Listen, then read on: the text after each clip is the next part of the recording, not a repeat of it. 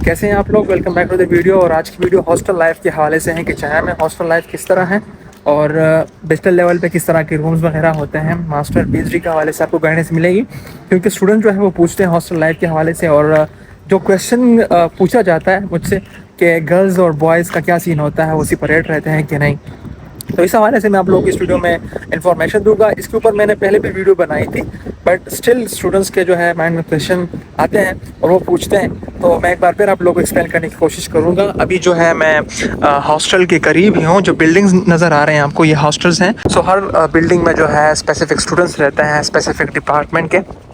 तो अब यहाँ पे जितने भी स्टूडेंट्स आपको नज़र आए, ये पिछले लेवल के स्टूडेंट्स हैं। तो सबसे पहले मैं आप लोगों को बताता चलूँ कि चाइना में जो है हर यूनिवर्सिटी के हर प्रोग्राम के लिए जो है अपने रूम्स, बिल्डिंग्स वगैरह होते हैं।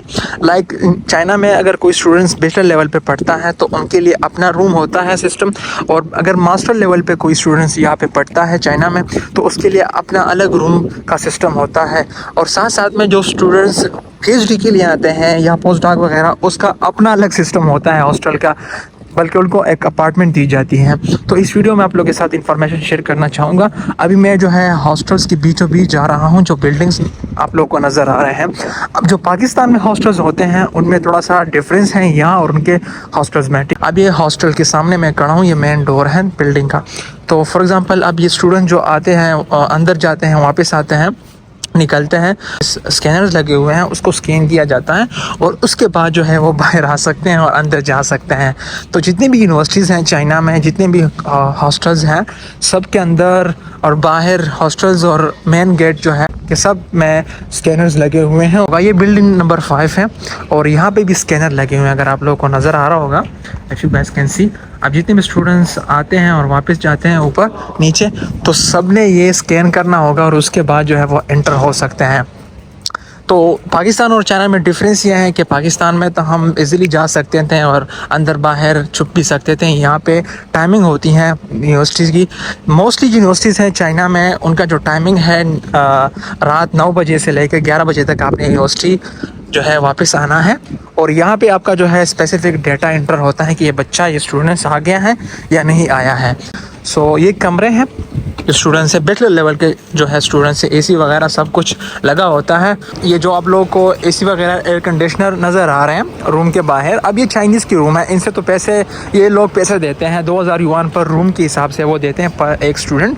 लेकिन जो इंटरनेशनल स्टूडेंट्स होते हैं उनको ये जो बिजली होती है, लाइट्स वगैरह, एयर कंडीशनर, ये सब जो हम यूज़ करते हैं तो हमें स्कॉलरशिप में ये मिलती है। ये यूनिट्स पर ईयर के हिसाब से जो है हमें ये बिजली मिलती है, यूनिट्स मिलते हैं, तो उसी के मुताबिक हम इसको यूज़ कर सकते हैं। अगर हम वो यूनिट्स ख़त्म कर देते हैं, वो स्टूडेंट्स यूनिट्स ख़त्म कर देता है, तो वो दोबारा रिचार्ज करेगा और उसके लिए वो पे करेगा।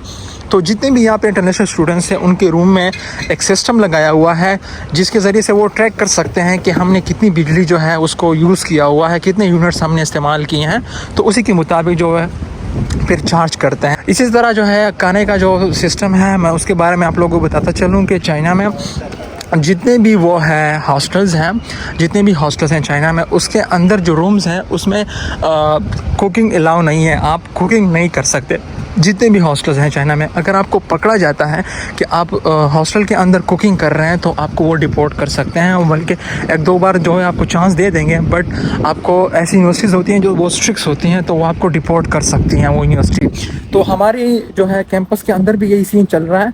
स्टूडेंट जो है वो अगर कुकिंग करते हुए पकड़े जाते हैं तो उसको डिपोर्ट किया जा सकता है, क्योंकि कुकिंग के हवाले से चाइना में बहुत ही स्ट्रिक्टनेस है। Inside the campus, inside the hostel room आप कुकिंग नहीं कर सकते हैं, चाहे आप बैचलर में हो, मास्टर में हो। हाँ, स्टूडेंट जो है वो छुप के कर सकते हैं। अगर आपको अपार्टमेंट की तरफ जो है एक अपार्टमेंट टाइप का मिला हुआ है यूनिवर्सिटी की तरफ से, तो आप फिर उसमें कर सकते हैं।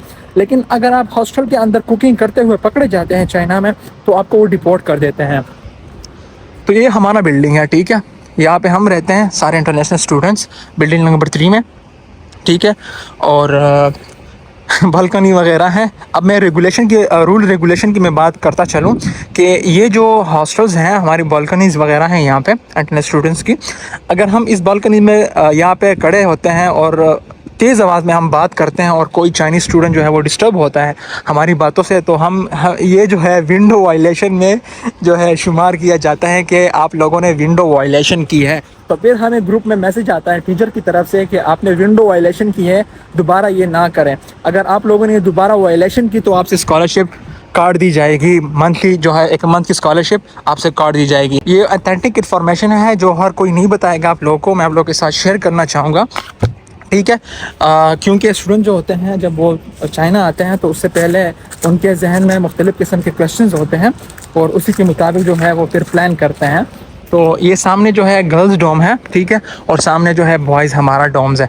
तो मैं गर्ल्स और बॉयज़ के जो डोम्स है उसके हवाले से भी आप लोगों को बताता चलूँ कि लोगों के जो है मुख्तलिफ़ किस्म के क्वेश्चंस होते हैं दिमाग में। तो चाइना में जितनी भी यूनिवर्सिटीज़ हैं उनमें गर्ल्स और बॉयज़ के जो डोम्स हैं वो मतलब सेपरेट हैं, मोस्टली यूनिवर्सिटीज़ हैं। फिर कुछ ऐसी यूनिवर्सिटीज़ भी हैं जिसमें हाँ, जो बिल्डिंग होता है वो सेम होता है लेकिन फ्लोर वो चेंज होता है। फॉर एग्ज़ाम्पल अब बिल्डिंग नंबर 3 है, उसमें फ्लोर नंबर 1 में जो है बॉयज़ रहते हैं, फ्लोर 2 में जो है वो गर्ल्स रहती हैं, बट ऐसा बहुत कम है। और जो स्टूडेंट्स हैं एमबीबीएस के लिए आती हैं फीमेल स्टूडेंट्स, उनका ये सीन होता है कि वो same building but different floors में रहती हैं girls and boys, but building same होता है। लेकिन मोस्टली यूनिवर्सिटीज़ में चाइना में सीन ये होता है बैचलर लेवल पे, मास्टर पे, कि उनका बिल्डिंग्स भी चेंज होते हैं। फ्लोर की मैं बात नहीं कर रहा हूँ, बिल्डिंग्स की।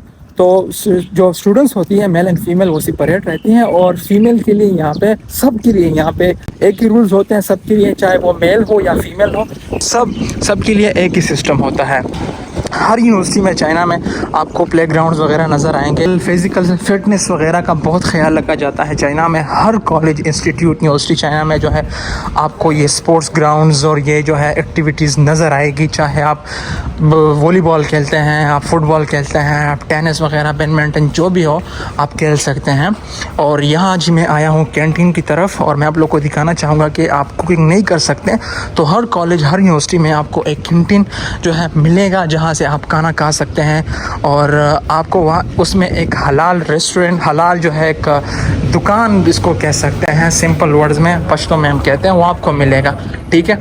तो ये कैंपस के अंदर है एक कैंटीन, ठीक है। यहाँ पे जो है फिर स्टूडेंट्स आते हैं चाइनीज़ और अपनी मनपसंद चीज़ें खाते हैं।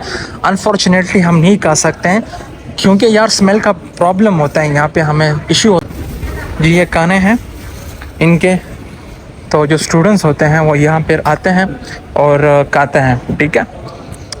और हम जो है ऐसे देखते हैं यार, कुछ नहीं कर सकते हैं क्योंकि इनके खाना जिहाद है, जिहाद बहुत मुश्किल है। तो ख़ुद बनाना पड़ेगा या मुस्लिम जो रेस्टोरेंट्स होते हैं वहाँ पे जाना होगा अगर आप चाइनीज़ खाने नहीं खा सकते हैं। तो ये एक इशू है इंटरनेशनल स्टूडेंट्स के लिए चाइना में, फूड और लैंग्वेज बैरियर है। बस फूड मसला है यार, खुराक जो है वो बेसिक नीड होता है हर इंसान का। तो गर्ल्स वगैरह का जो क्वेश्चन पूछ रहे थे लोग, बहुत सेफ़ हैं चाइना में, गर्ल्स सेफ़ हैं, कोई इसको हाथ नहीं लगा सकता, कोई इसको नहीं छेड़ सकता। अगर कोई गर्ल्स की मैं बात नहीं कर रहा हूँ, अगर कोई मेल होता है, एक बॉय होता है, उसको कोई हाथ लगाए उसके पूछे बगैर तो वो रिपोर्ट हो सकता है, उसको फ़ाइन किया जा सकता है, उसको जो है जितना भी स्कॉलरशिप होता है उसका वो काट दिया जाता है। सो विदाउट परमिशन ना आप बॉय को टच कर सकते हो ना ही गर्ल्स को टच कर सकते हो। सो रूल्स जो है सबकी लिए सेम होते हैं चाइना में, चाहे आप बॉय हो या गर्ल, ठीक है। तो ये माहौल होता है चाइना में हॉस्टल का। और हॉस्टल जो होते हैं मोस्टली यूनिवर्सिटी के अंदर कैंप जो है होते हैं, इतने दूर नहीं होते। फॉर एग्जांपल ये जो है हॉस्टल्स हैं, किचन है और ये सामने जो है क्लासरूम्स हैं, तो इतना दूर आपका हॉस्टल नहीं होता कॉलेज या इंस्टीट्यूट से, तो आप इजीली क्लास वगैरह जा सकते हैं।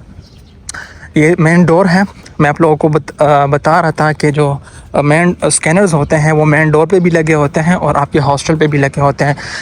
जब आप हॉस्टल अंदर जाते हैं तो आपने स्कैन करना होगा, और जब आप कॉलेज या यूनिवर्सिटी इंस्टीट्यूट के मेन गेट पे एंटर होते हैं तो ये स्कैनर वगैरह लगे होते हैं और आपको उसको स्कैन करना पड़ता है और फिर अंदर आ सकते हैं। तो आप बग़ैर इसको स्कैन किए हुए नहीं अंदर जा सकते हैं।